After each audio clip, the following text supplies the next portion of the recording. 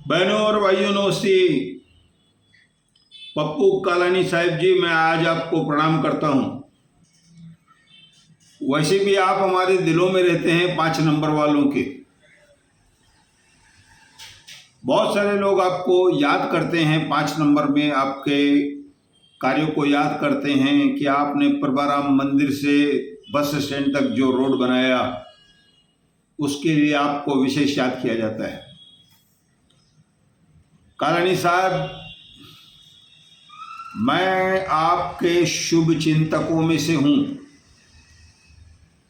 जो मैं पढ़ रहा हूं, अगर आप तक यह बात पहुंच सके तो आप सबसे पहले उल्लासनगर 4-5 में ध्यान दीजिए। यहाँ पर 35-40 साल के निष्ठावान लोग जमा कीजिए। जो खुद डिफाल्टर हैं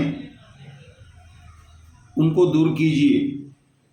जो सही फैसले ले सकें, सही कार्यों को कर सकें, भेदभाव न करें, सिर्फ उनकी जेबें आने के लिए खुली न रहें। मेरी आपसे ऐसी निवेदन है।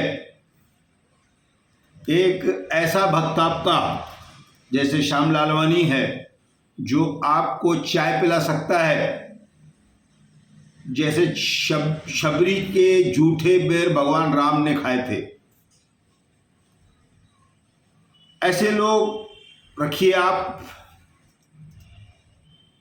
जो बेईमानी से धन इकट्ठा कर रहे हैं, लोगों को गलत बातें कह रहे हैं, झूठ फैला रहे हैं, आपको रथ पर बैठा रहे हैं, उन सब से आप दूर हो जाइए। कालानी साहब, मैं एक पत्रकार होने के नाते भी इनके पास नहीं हूं, क्योंकि इनकी जो छवि है बहुत खतरनाक है। वह है आपके साथ, लेकिन असल में उनको पैसा प्यारा है, सिर्फ पैसा चाहिए।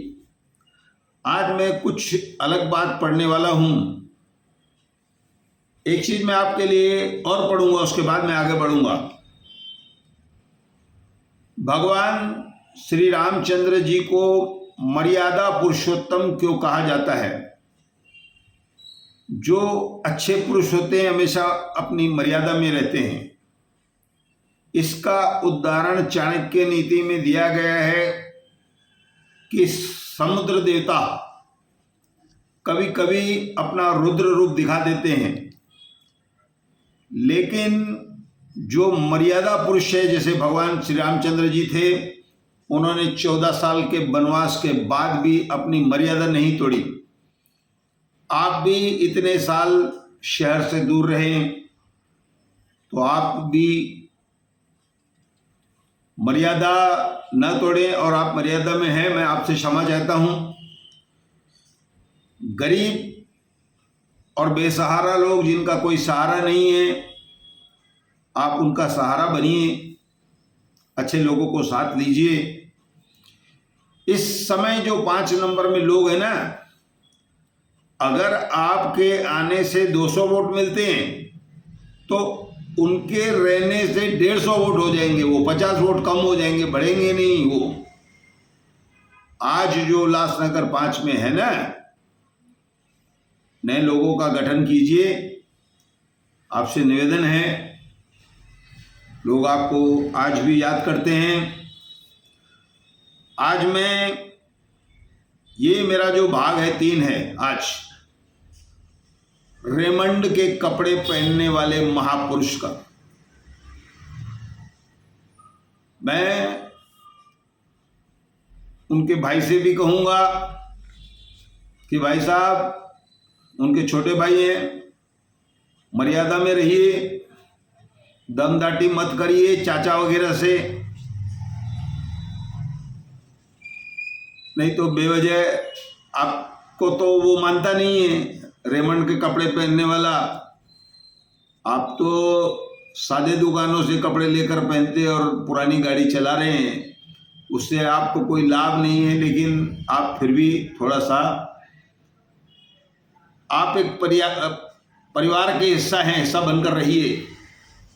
क्योंकि इस प्रकरण के बाद भी आपके साथ वही होगा जो पहले हो रहा था। ऐसा कहकर मैं आपको प्रणाम करता हूँ। भाई साहब, आप उछल कूद मत करिए। हाँ भाई, रेमंड के कपड़े पहनने वाले महापुरुष जी,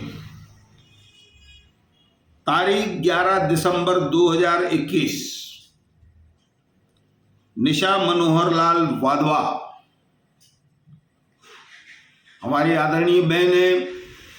महिलाएं सदा ही पूजनीय रहती है, ऐसा चाणक्य नीति में लिखा गया है, तो मैं भी उनको बहन कहूँगा और मैं चाणक्य नीति को मानता हूँ, उसके अनुसार महिलाएं पूजनीय है। मैं भी उनको प्रणाम करता हूँ, नमन करता हूँ। फिर से पढ़ता हूँ मैं एक बार। दिन 11 दिसंबर 2021, निशा मनोहर लाल वाधवा, शांति भवन, barrack number 1724, room number 4, Ulhasnagar 5। भाई साहब, आप लोगों को याद आ गया?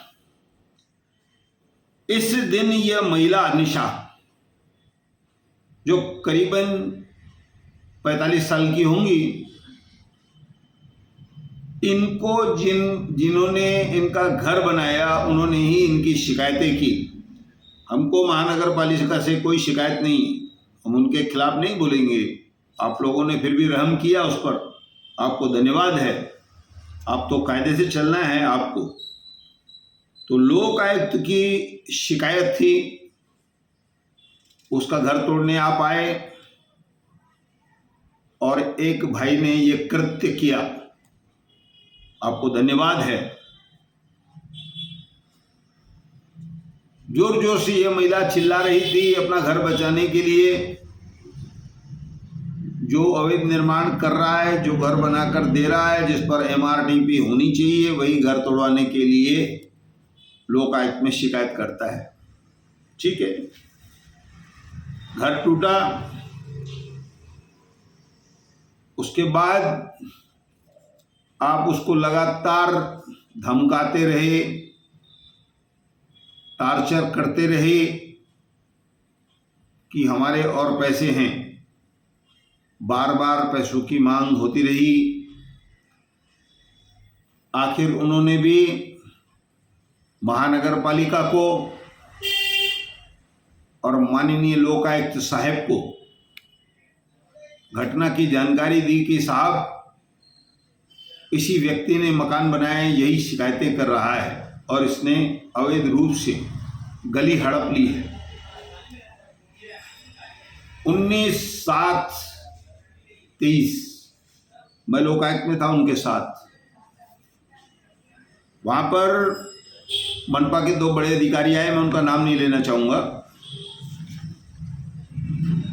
उन्होंने भी कहा कि यह इनका अपना मामला है, वह क्या करेंगे अगर उनके पास शिकायत जाएगी तो इन्होंने बताया कि मकान इन्होंने बना कर दिया है, बार बार पैसे मांग रहे हैं और मकान तोड़वाने की धमकी दे रहे हैं। शिकायतों के कारण मेरा मकान तोड़ा गया, माननीय जज साहब को उन्होंने बताया और एक फ़ोटो उनको दी कि इसने किस तरह से गली के ऊपर से निर्माण कर दिया है। दोस्तों, मेरे पास पूरी जानकारी नहीं है, इसलिए मैं कोई भी शब्द ज़्यादा नहीं पढ़ूंगा। तो अब 19/7 के बाद लोकायुक्त का क्या आदेश आया है, जिसके कारण यह लोग विफल गए हैं, अपना आपा खो चुके हैं। ये अच्छे भले से ठीक से बात नहीं करते हैं। अब इनकी बहन ने सुबह मुझे बताया, मैं गया उनके पास, कि जिस तरह से 30 मार्च को, मेरा वीडियो आप पढ़ेंगे, मेरा वीडियो है, 30 मार्च को इन्होंने एक बड़ा नाटक किया आवाज भर करके, मेरी जान को खतरा है, मेरे बच्चों को किडनैप कर दिया जाएगा। आज तक नहीं हुआ, होगा भी नहीं होगा, कोई ऐसा नहीं करेगा। तो मैं पुलिस का ध्यान देना चाहता हूँ, पुलिस का ध्यान दिलाना चाहता हूँ कि ये व्यक्ति 2 दिन पहले भी पुलिस स्टेशन गया था कि भैया मेरी मान हानि हो गई है। वह मान तो जिसका रहेगा उसकी हानि होगी ना, मान रहेगा नहीं, आपका मान है तो आप ऐसे काम करोगे नहीं।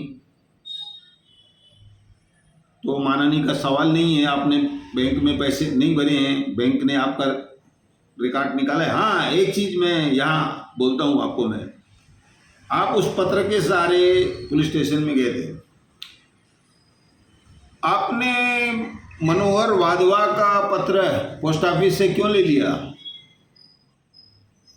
आपके नाम से आया था, फिर उसने आपसे किसी भी तरह से ले लिया, पोस्ट ऑफिस ने वापस लेकर उनको दे दिया। ये नामधारियों के काम नहीं होते हैं कि आपका नाम है, आपका सम्मान है, आपके मान की हानि हो गई।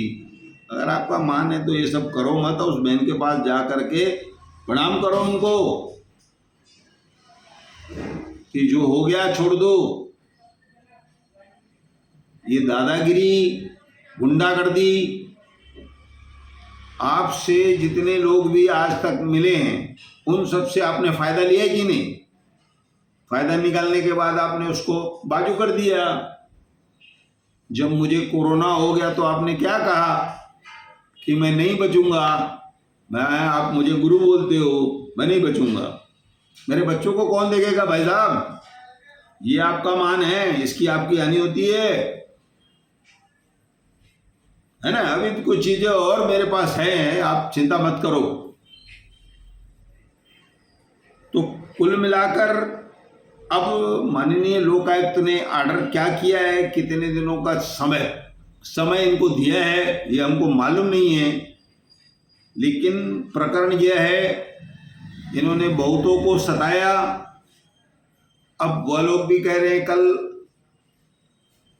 वो महाशय जाकर के चाचा को बोल के आए अगर हमारे मकान को हथौड़ा लगा तो हम उसका पूरा मकान तोड़वा देंगे। वह पूरा मकान तोड़वाने के लिए तैयार है।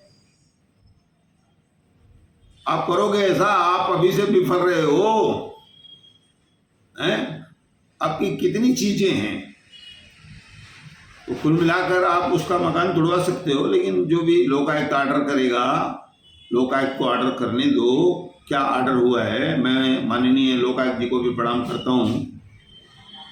तो कुल मिलाकर मैं यहाँ एक और चीज़ बताना चाहता हूँ लोगों को। दोस्तों, लोकायुक्त जो है ना, एक न्यायालय है, वहाँ पर आपको पैसा नहीं लगेगा।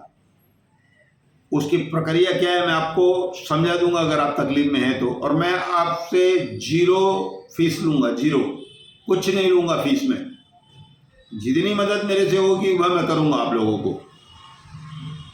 तो कुल मिलाकर बार बार अब तो ये भी कहते हैं ना, मैं पिटीशन डाल दूंगा, मैं पिटीशन डाल दूंगा।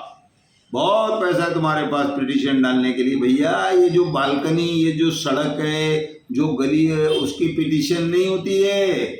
उसका कोई तुमको ऑर्डर नहीं मिलेगा कि हाँ महापुरुष जी आप ये यहाँ पर गली हड़प कर बैठ जाओ। और मकान ना हो तो घर पर तो हम जाते नहीं, हमारी आदत है ना।